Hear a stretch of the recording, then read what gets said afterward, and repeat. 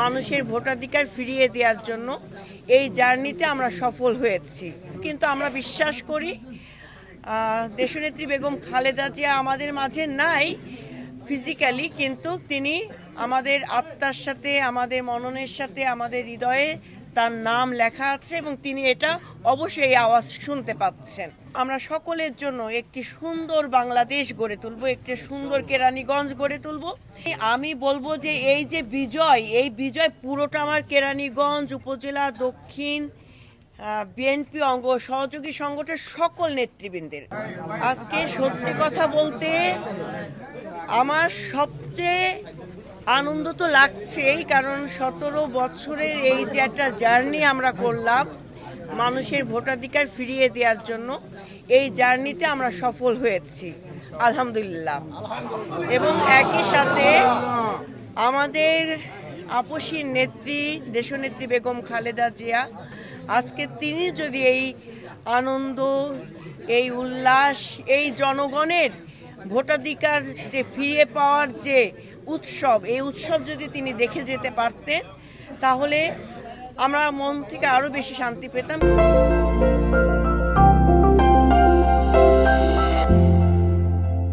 কিন্তু আমরা বিশ্বাস করি দেশনেত্রী বেগম খালেদা জিয়া আমাদের মাঝে নাই ফিজিক্যালি, কিন্তু তিনি আমাদের আত্মার সাথে, আমাদের মননের সাথে, আমাদের হৃদয়ে তার নাম লেখা আছে এবং তিনি এটা অবশ্যই এই আওয়াজ শুনতে পাচ্ছেন। এবং আমরা প্রত্যাশা করি যে আমাদের প্রতিহিংসা বাইরে যে আমরা রাজনীতি করব, আমরা সকলের জন্য একটি সুন্দর বাংলাদেশ গড়ে তুলব, একটি সুন্দর কেরানীগঞ্জ গড়ে তুলব, যেখানে সকলের অধিকার, সকলের সমমর্যাদা এবং সম অধিকার নিয়ে আমরা যেন সকলে বৈষম্যহীনভাবে একটা সুন্দর সমাজ গড়তে পারি, সেই প্রচেষ্টা আমাদের থাকবে। ভুল ত্রুটি কার কি ছিল বিগত দিনে, পিছনের কথা আমরা সব ভুলে যাব, নতুন করে আমরা পথ চলবো, যেন আমাদের এই জার্নিটা যেন আবার 5 বছর পর আমাদের বেগ পেতে না হয়, তাই না?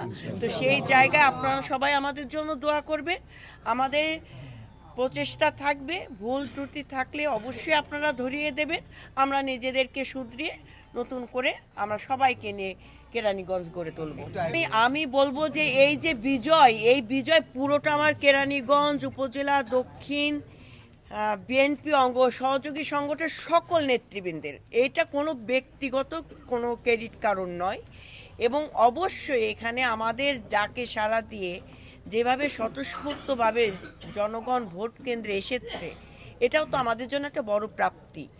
এবং যারা পরাজয় হয়েছেন, আমি মনে করি জয় পরাজয় কোনো বিষয় নয়, আমরা সকলে ঐক্যবদ্ধ হয়ে আমরা নতুন করে কেরানীগঞ্জটাকে এগিয়ে নিয়ে যাব ইনশাআল্লাহ।